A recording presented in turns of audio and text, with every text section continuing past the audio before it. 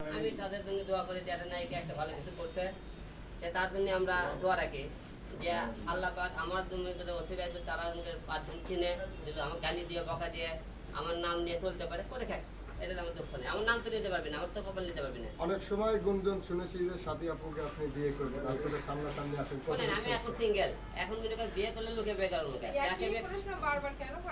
দেখো সমস্যা নাই। হ্যাঁ, আমার কথা হলো যে আমি তো বিয়ে করি লোকে বিয়ে করবো না। আপনি আগেও বলতেছি এখনো বলতেছি, আপনারা অনেকে গুঞ্জন শুনতেছেন।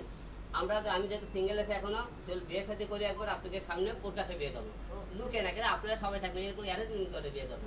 হঠাৎ কি শোনা যাবে নাকি রিয়া আপুর মতো আবার সাথী আপুকে বিয়ে? না, লুকে শোনা যাবে না, কোর্টাকে শোনা যাবে বিয়ে করলে, ঠিক আছে?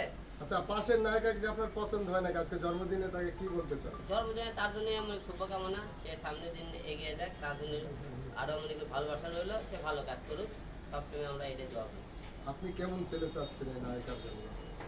নায়িকার জন্য কেমন ছিল, আমি তো ছেলেদের পাশায় করে আসলে এখন যেমন আপনারা তো হিরো আমার এখন তার না হলে না, সে হিরোইন, আমি তার হিরো, ঠিক আছে?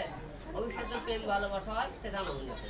আলম ভাই, কক্সবাজারে দেখলাম দুই সুন্দরী নিয়ে আপনি শুটিং করতেছেন, আসলে বিষয়টা কি?